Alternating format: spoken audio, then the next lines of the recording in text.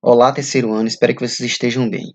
Estamos aqui novamente para mais uma aula e, dessa vez como tema, um dos temas que desperta mais curiosidade nos alunos, mais interesse, que é a Segunda Guerra Mundial, talvez pelo número de obras cinematográficas já produzidas das mais diversas dimensões do período da guerra, seja antes da guerra, seja durante ou seja do pós-guerra. Tá, a Segunda Guerra Mundial. Esse resumo aqui eu não vou ler, porque evidentemente que ele vai ser tratado de maneira mais aprofundada, mas eu quero que vocês observem a imagem. Isso aqui foi o avanço das tropas alemãs sobre a capital francesa, em Paris. Paris foi dominada com algum nível de dificuldade, mas foi dominada. Na verdade, uma das coisas que eu quero que vocês cada vez mais fiquem atentos é a mentalidade que o nazismo nasceu, a mentalidade em que o nazismo e o fascismo nasceu. Significa dizer que o nazismo e o fascismo não foi algo separado do seu tempo, e sim resultado do seu tempo. Significa dizer que franceses, noruegueses, romenos, búlgaros, na maioria dos países europeus, tinham pessoas que eram simpatizantes do nazismo, inclusive no Brasil. Tá? O vacilo das democracias europeias, esse trecho aqui é curioso. Para mim é de grande valia vocês memorizarem especificamente esse texto, uma vez que cada vez mais o discurso que tenta colar o nazismo ou o comunismo está cada vez mais forte. E isso é uma coisa que, sobretudo para quem estudou história, soa como uma coisa patética, ridícula, de pessoas que de fato demonstram não estudar nem um pouco da história, da trajetória ah, conflituosa entre nazistas, fascistas e os comunistas. Tá? O regime nazista preparou a Alemanha para a guerra. Isso a gente já estudou no capítulo anterior. As posições de Hitler contra o Tratado de Versalhes, obviamente o tratado que penalizou muito mais a Alemanha depois do final da Primeira Guerra, o rearmamento progressivo do Terceiro Reich e a instituição do serviço militar obrigatório não deixavam dúvida quanto aos objetivos expansionistas. Um dos primeiros atos de Hitler foi a retirada da Alemanha da Liga das Nações. Ou seja, foi dando sinais cada vez mais notórios de que Hitler, Mussolini e o Império Japonês, muito embora o Império Japonês majoritariamente no leste asiático, estavam demonstrando sinais de que iam, digamos, aprontar alguma, usando esse termo. Os nazistas não cansavam de declarar seu direito ao espaço vital, considerado necessário para a formação da grande Alemanha. Essa questão do espaço vital vai fazer com que a Alemanha invada inúmeras nações europeias. E, é claro, a dominar alguns territórios na África e, com o auxílio do Japão, tentar estabelecer relações comerciais com o Japão para suprir a demanda industrial alemã. França e Inglaterra viram no fortalecimento alemão, essa parte é muito importante. Viram isso aqui, um dos principais historiadores que defende isso é Eric Hobsbawm. Inglaterra viram no fortalecimento alemão uma forma de conter o comunismo no limite das fronteiras soviéticas, ou seja, os europeus, sobretudo as duas nações mais poderosas da Europa, Alemanha, França e Inglaterra, viram nessa ocasião um tampão, uma barreira de expansão do comunismo da União Soviética. Em 1936, a Alemanha liderou o Pacto Anti-Comintern, alinhando-se ao Japão contra o expansionismo soviético. A Itália fascista aderiu no ano seguinte. Foi uma reação ao 7º Congresso da Internacional Comunista, realizado em Moscou. Lembrando aqui que a gente já estudou no capítulo anterior como o fascismo e o nazismo se declaravam raivosamente, inclusive, contra o comunismo, que recomendou aos partidos comunistas de todo o mundo a formação de frentes populares com socialistas e democratas contra a ascensão dos regimes fascistas. Todo mundo está vendo aí que é declarado a inimizade, na verdade, o ódio profundo, sobretudo partindo dos ditadores alemães, os líderes da ditadura alemã e da italiana, em relação ao comunismo, ao socialismo, né? O governo francês e britânico calcularam que a guerra em busca de seu espaço vital se limitava ao leste, talvez provocando até a destruição da União Soviética. Você vê como no xadrez político, ambas as nações poderosas da Europa viam a Alemanha como uma peça que poderia destruir um possível inimigo, na verdade um inimigo de fato, que é o inimigo do liberalismo econômico, a União Soviética, do regime comunista. Ou seja, enquanto a Alemanha não estava afetando diretamente as relações comerciais dessas duas nações, era vista até como uma ferramenta de combate. Tá? A Guerra Civil Espanhola foi o que alguns chamam de ensaio militar, estrategista, de experimentação de novas armas, antes de começar de fato a Segunda Guerra Mundial. As democracias ocidentais nada fizeram em auxílio ao governo republicano espanhol, uma vez que boa parte dos revolucionários eram formados por anarquistas e socialistas comunistas, ou seja, ideologias que eram completamente contrárias às concepções liberais, que foi atacada pelo levante militar comandado pelo general Francisco Franco, isso porque o governo atacado era uma frente popular inspirada na Internacional Comunista. Quem quiser assistir um filme sobre isso, tem um filme chamado As Libertárias, muito bom, falando sobre a Guerra Civil Espanhola. A França, em especial, havia passado pela experiência de um governo de esquerda, a chamada Front Populaire, liderado pelo socialista Léon Blum, e o país quase que entrou na guerra civil, obviamente, entre comunistas e liberais.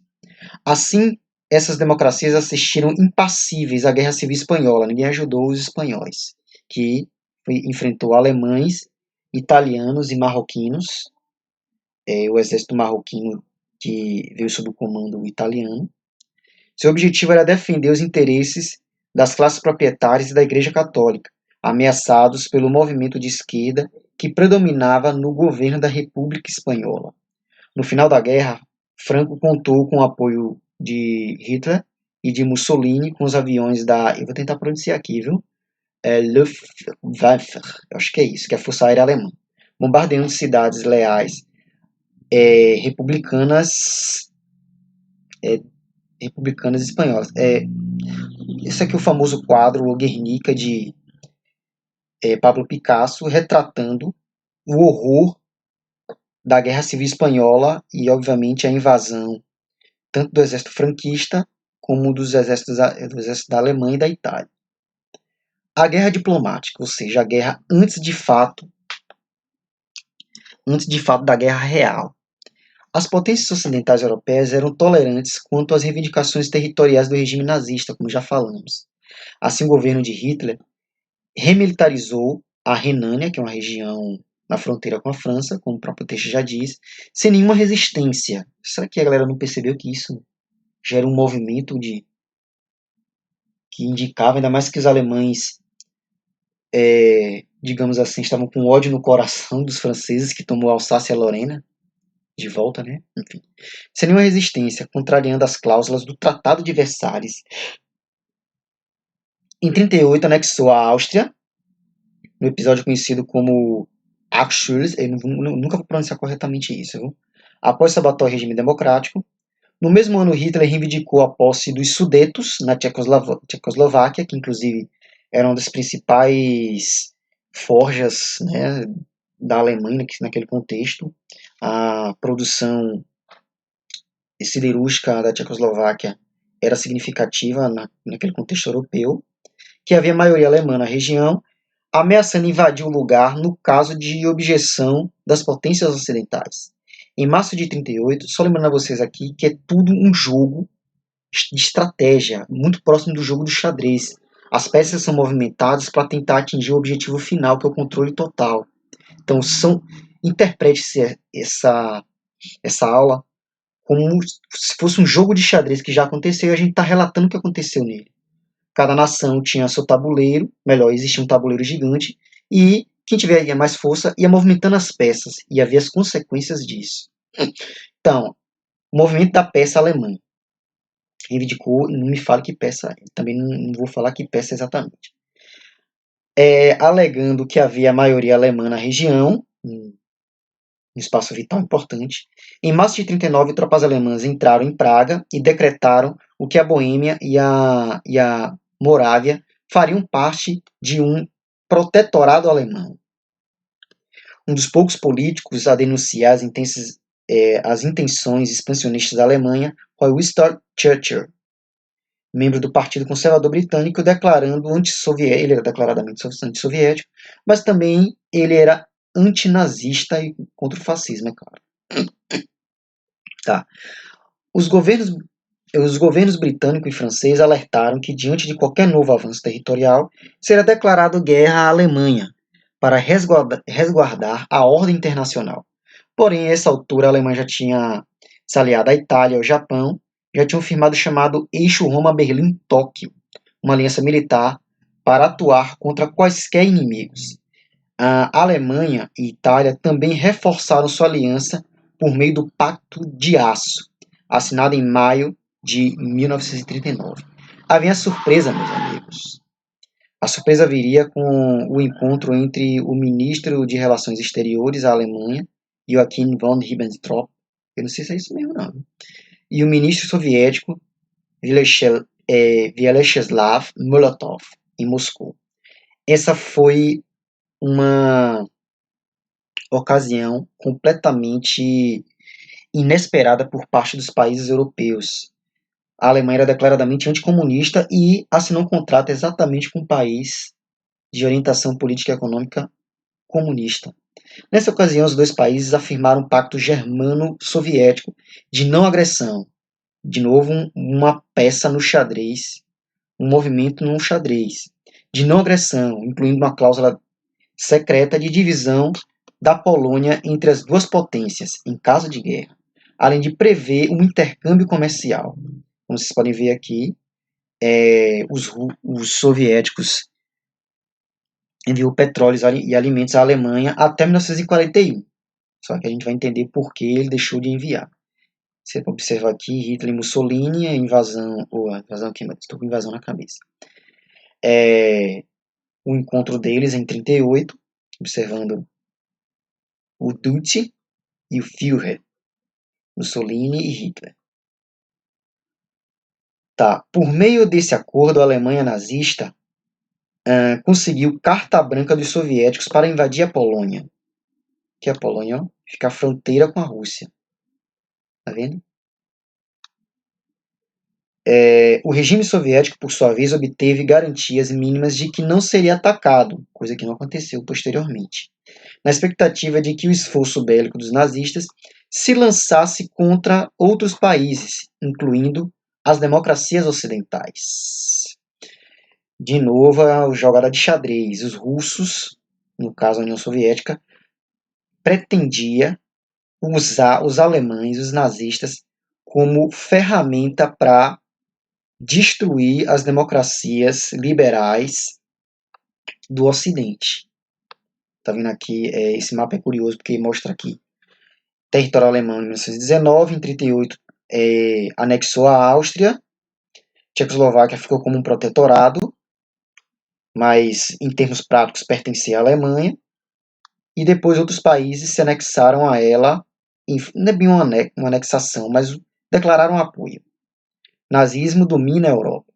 Em 3 de setembro de 1939, França e Inglaterra declaram guerra à Alemanha, embora concretamente nada tenha feito. Apenas aumentaram os gastos militares e mobilizaram soldados em grande escala para fazer frente ao conflito. Até aí a Alemanha tinha invadido a Polônia, né? Já que neutralizou a ameaça da União Soviética. A partir de março de 1940, passaram a apoiar a Finlândia contra a invasão soviética, em uma ação abortada. Depois, soviéticos e finlandeses entraram em acordo. A Inglaterra ainda tentou ocupar a Noruega, sob a alegação de impedir o ataque alemão a esse país, com receio de que o Reich estabelecesse uma base de operações no Mar do Norte. Só lembrando a vocês que cada país que os nazistas invadiram tinha simpatizantes já existentes nesse território, fazendo com que, em certa medida, algumas invasões fossem facilitadas. E a gente vai entender isso muito bem quando a gente falar da França. Tá, mas nada adiantou, já que em abril a Alemanha ocupou a Dinamarca e a Noruega. Tinha uma proximidade estética cultural que os alemães viam nos noruegueses e nos dinamarqueses, espalhando minas marítimas para sabotar a marinha inglesa. O avanço alemão para o ocidente começava pelas beiradas. Na estratégia militar é tudo. Max Manus foi um dos principais combatentes noruegueses contra a invasão nazista. França vencida, que é a figura de Winston Churchill, que ganhou grande notoriedade no contexto da guerra. Na França, o principal nome foi Charles de Gaulle, que a gente vai falar um pouquinho mais adiante. A expansão alemã provocou mudanças sensíveis nos governos das potências ocidentais. Na Inglaterra, por exemplo, o poder foi assumido por Winston Churchill. Agora prestigiado pelos alertas que vinha fazendo contra o perigo alemão. Eu avisei, não foi? Eu avisei. Tá, os alemães invadiram a Holanda e a Bélgica, obviamente com a ajuda de sua Blitz, que hoje o nome Blitz é por conta desse cercamento que os alemães faziam nos países que eles invadiam. Era uma coisa rápida e constante para a derrota provocar o menos mortes e menos gastos possível. Então era uma estratégia muito bem planejada anteriormente. E a Luftwaffe, que é o ataque aéreo, a esquadra aérea alemã. Nesse momento, estava claro que os alemães atacariam a França pela fronteira belga, contornando a chamada Linha Maginot, complexo defensivo construído pelos franceses ao longo do Reno nos anos de 1930. Os alemães contornaram a linha Maginot pela floresta belga, acho que é a Floresta Negra, se eu não estou enganado. Pelo extremo oeste, resistência anglo-francesa ficou dividida e o caminho para Paris aberto. Os ingleses abandonaram a França à própria sorte. Tem um filme que fala muito bem desse contexto, que é um filme chamado Dunkirk, muito embora seja o nome de uma cidade francesa. Se eu não estou enganado, o nome correto é Dunkirk. Ficou famosa a retirada de Dunkirk, na qual os ingleses resgataram mais de 150 mil soldados encurralados no nordeste da França, usando até barcos de pesca. A direção é de Christopher Nolan, né? Paris foi ocupada pelos alemães em 14 de junho. O novo governo francês, comandado por Pétain, entregou parte do território aos nazistas, permanecendo com 2/3 dele e com as colônias na África e na Ásia. Colaboracionista, o regime comandado por Pétain, sediado em 20, nem sei pronunciar, esse nome francês eu não sei pronunciar, desculpa, viu? Não tardou a apoiar a Alemanha na guerra. Vocês estão conseguindo entender como os alemães não invadiram de maneira plena, sempre teve apoio interno. Além disso, boa parte da sociedade francesa era anticomunista e antissemita, que é contra o judaísmo, contra os judeus. Você pode observar aqui como ficou o mapa francês depois da invasão alemã. Aqui a invasão pela Bélgica. Essa aqui era a linha de Maginot. Está observando, né? Contornou pela Floresta Negra. Tá. Continuando. O nazismo no apogeu. Ao conquistar a França, Hitler foi saudado como grande estrategista militar. O passo seguinte foi se concentrar na guerra contra a Inglaterra e avançar em direção ao Mediterrâneo. Já a Holanda é uma estratégia geográfica, gente. Assim, você conquista um território para servir como apoio para conquistar outro. Foi o que ele fez. Foi se concentrar na guerra da Inglaterra e avançar em direção ao Mediterrâneo. No início de 1941, conquistou a Iugoslávia, Grécia e a ilha de Creta, contando com o apoio da Itália, que passou a atuar em favor dos alemães às vésperas da queda da França, muito hesitante a Itália. Já os exércitos de Mussolini, que haviam demonstrado debilidade na Etiópia, sequer conseguiram vencer sozinhos a resistência grega, sendo socorridos pelas tropas nazistas. Não tardou que os outros países aderissem à Alemanha, como a Bulgária, a Romênia e a Hungria. Vários campos de concentração de judeus, romenos e pessoas que eles consideravam inferiores foram sendo construídos nesses países. O mais famoso deles, obviamente, é Auschwitz, que a gente vai tratar na aula seguinte. Portugal e Espanha permaneceram neutros, porém simpáticos à Alemanha. No início de 41, só lembrando do que a gente falou na aula anterior, como o nazismo já tinha, digamos assim, seduzido ditadores de algum desses países, como Francisco Franco e Salazar, Francisco Franco na Espanha e Salazar em Portugal. Portugal e Espanha, como já falei, boa parte da Europa estava direto ou indiretamente controlada pelo Terceiro Reich. Apenas Suécia e Turquia conseguiram manter a neutralidade mais consistentemente. É curioso que essa neutralidade, logo no início dos meus estudos, assim, quando era o terceiro ano, eu não conseguia entender por que a Suíça e a Suécia eram tão neutra. Simples, gente, era necessário um país, um território em que não tivesse conflito e os países pudessem negociar. Como, por exemplo, Portugal e Espanha vendiam coisas para para os alemães e para as outras nações. Então tinha que ter um lugar neutro para negociar, como guardar dinheiro também. Suíça e Suécia foram escolhidas para isso. Resistência inglesa. Aí o bicho começou a pegar, viu? Os nazistas pretendiam invadir a Inglaterra pelo sul, através do Canal da Mancha, que hoje tem um túnel ligando França e, a Inglaterra. Então, como eu falei para você, a estratégia aqui, ó, tá vendo? Primeiro invadiram Países Baixos e a Bélgica, até mesmo porque na lógica não tinha como pular. Mas foi uma estratégia que economizou tempo e, obviamente, recursos para chegar até a Inglaterra. Londres já ficava próximo, então o ataque aéreo era mais fácil acontecer nesse contexto. Canal da Mancha, em uma operação batizada de Leão Marinho. A ação dependia da Força Aérea Alemã para neutralizar as defesas aéreas britânicas e acabou sendo o maior conflito aéreo da guerra. Eu sempre vou tentar pronunciar. Luftwaffe dispunha de quase 3 mil aviões entre bombardeiros e caças. No início, o ataque alemão da Inglaterra a Inglaterra foi flagelada por bombardeiros quase diários, cujos alvos deixaram de ser apenas militares. Os caras sacanas, né? Hitler calculou que em poucas semanas os ingleses não teriam como deter a invasão alemã. Ele não poderia estar mais errado. A capacidade de resistência inglesa foi extraordinária. No ar, os caças britânicos provocaram pesadas perdas à Força Aérea Alemã. No solo houve enorme imobilização da população civil, insuflada pelos discursos diários de Winston Churchill. Tá vendo como um líder muda completamente a atitude de um conjunto populacional? Em 25 de agosto de 40 aconteceu o que parecia impossível. Em represália aos ataques alemães, os ingleses bombardearam a Berlim.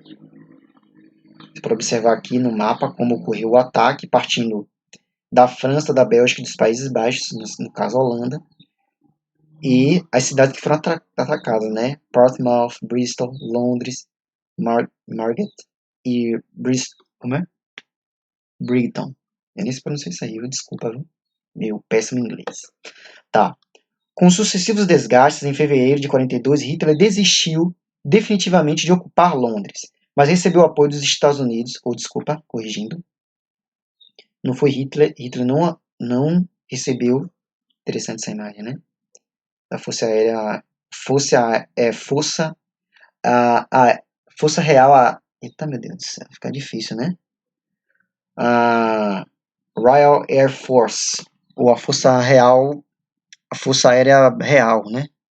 Eu queria meter britânica, não sei por que no meio, né? Tá. Os ingleses, eles, se tratando, é claro, dos países europeus, não recebeu apoio de ninguém, mas recebeu apoio dos Estados Unidos, que enviava armamentos, navios e alimentos. Muito embora os Estados Unidos se posicionou como neutro, tal qual o Brasil também se posicionou como neutro até os ataques dos navios brasileiros por parte dos U-boats, no caso os submarinos alemães. Enquanto resistiam na Inglaterra, os exércitos britânicos eram fustigados no norte da África pelos italianos, que pretendiam marchar da Líbia até o Egito para conquistar o Canal de Suez, de onde partiriam para o Iraque, com o objetivo de controlar reservas de petrolíferas. O que é mais curioso é que, na altura desse conflito, dos conflitos, quero dizer,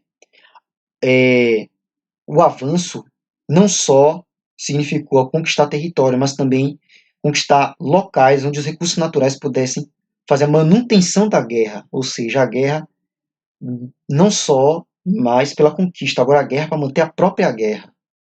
É uma coisa bizarra, né? A guerra no deserto estava no começo. Diante do novo fracasso militar italiano, Hitler organizou African Corps, empurrando os exércitos ingleses de volta à fronteira egípcia, em uma guerra que permaneceu em impasse até 42. Agora vamos falar da frente oriental, asiática, no caso os japoneses, do Pacífico, a chamada Guerra do Pacífico, que tem alguns filmes, né? Pearl Harbor, as cartas de Iwo Jima, versão japonesa e versão americana. Tem essas duas versões. Foram alguns filmes que falam da invasão japonesa aos territórios da Manchúria, na China, no caso, na Coreia também, nas Filipinas e, se não me engano, na Indonésia. Tá, um dos filmes mais famosos que eu recomendo, quem quiser assistir, é um filme chamado Ip Man, que é o Grande Mestre, que fala exatamente desse contexto de invasão japonesa. A partir da década de 30, com o governo imperial sob o controle dos militares, o Japão se lançou a uma ofensiva militar sem precedentes. Industrializado e posto à margem da corrida imperialista europeia, não se tratava mais de conquistar pontos estratégicos na Coreia ou na própria China. O objetivo era dominar a Ásia, se tornar um grande império. Em 37, o governo japonês lançou um ataque à China, que começou na Manchúria e levou à conquista sucessiva de Pequim, Xangai e Nanquim. Neste último, como demonstração de força, japoneses massacraram a população. Por isso que é prudente você nunca confundir japonês com chinês ou japonês com coreano. Eles se ofendem profundamente por questões históricas. A vitória japonesa foi favorecida pela divisão política da China, que já existia um conflito lá entre dois grupos. De um lado, o Partido Conservador, liderado por Chiang Kai-shek, e o Partido Comunista, né, liderado por Mao Tse-tung, que a gente sabe que a partir de 1949 foi o partido vencedor, tornando a China um país comunista. Os dois líderes fizeram uma trégua em nome da defesa da China e até 45 lutaram juntos contra os japoneses. Em 41, o Japão invadiu a Indochina. Em represália, os Estados Unidos impuseram as sanções econômicas aos japoneses, embargando a venda de petróleo, porque era um concorrente. O que os japoneses fizeram? Tem um filme muito interessante chamado Vidas ao Vento, que é uma animação, acho que é de Hayao Miyazaki, eu nunca sei pronunciar o nome desse cara direito, que é falando do engenheiro que fez uma nave chamada Mitsubishi Zero, uma das aeronaves mais eficientes em termos militares. Assim o governo japonês, Vidas ao Vento, quem quiser assistir, viu? Fazendo propaganda do filme. Assim o governo japonês decidiu enfrentar os Estados Unidos e, sem nenhuma declaração de guerra, atacou a base militar norte-americana de Pearl Harbor, no Havaí. Em dezembro de 41, os caças japoneses afundaram diversos navios de guerra e destroçaram os aviões ainda no solo, além de causar milhares de mortes. É claro que os Estados Unidos não ia ficar parado. O presidente dos Estados Unidos, Franklin Delano Roosevelt, declarou guerra ao Japão e no dia seguinte à Alemanha e à Itália. Mas a declaração de guerra norte-americana não deteve os japoneses no Pacífico. No primeiro semestre de 42, já tinham conquistado Filipinas, Malásia, Singapura, Indonésia, Birmânia e várias ilhas do Pacífico. E realmente eles queriam conquistar um vasto território e formar um grande império. Nessa fase da guerra, ingleses e norte-americanos foram derrotados em toda a parte. A partir de então, o esforço de guerra norte-americano foi fenomenal, com a produção de milhares de navios, isso aí tudo com propaganda no próprio país da nação americana, tanto convocando soldados, quanto convocando de maneira, digamos assim, uma guerra indireta. As pessoas contribuíram financeiramente ou com metais para a produção desses recursos bélicos. O país mostrava-se disposto a reagir no Pacífico e a enfrentar a Alemanha na Europa, mas o momento era de incerteza. Lembrando que os Estados Unidos lutou nos dois frontes, o fronte ocidental e o fronte oriental, a Guerra do Pacífico e a guerra no continente europeu. A União Soviética detém os alemães. Aí é o começo da derrota nazista. Aliás, 20 milhões de soldados russos foram mortos, né? Apesar das dificuldades do combate na frente ocidental com a Inglaterra, Hitler pôs em marcha o plano de invadir a União Soviética, e o inverno vai ter um papel crucial, viu? Como aconteceu com o exército de Napoleão. A Operação Barbarossa pretendia apoderar-se dos imensos recursos naturais do país, incluindo as áreas petrolíferas, como eu falei, a guerra pela guerra, mas havia também o objetivo político e ideológico de destruir o regime comunista soviético e ocupar o território conforme a teoria nazista do espaço vital.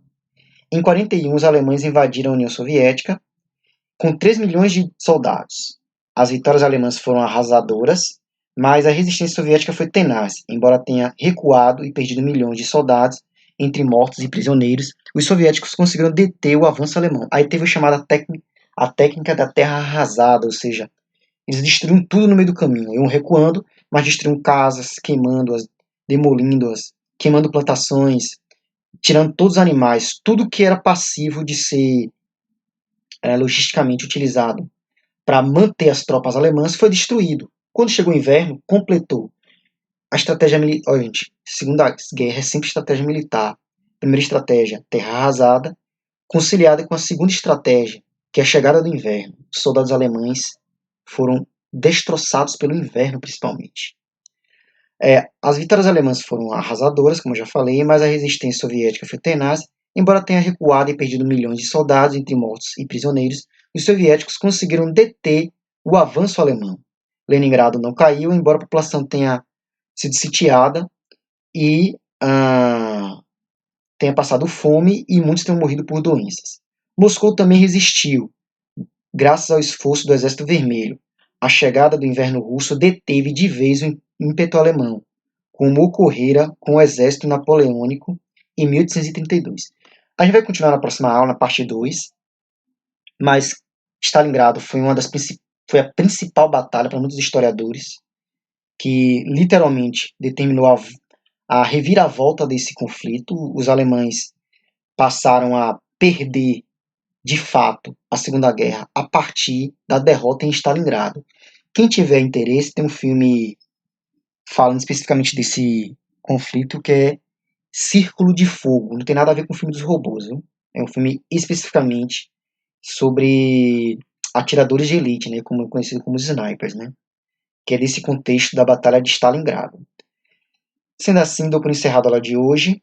Próxima aula continuaremos ainda sobre o tema Segunda Guerra e espero que vocês realmente estejam bem. Até a próxima aula.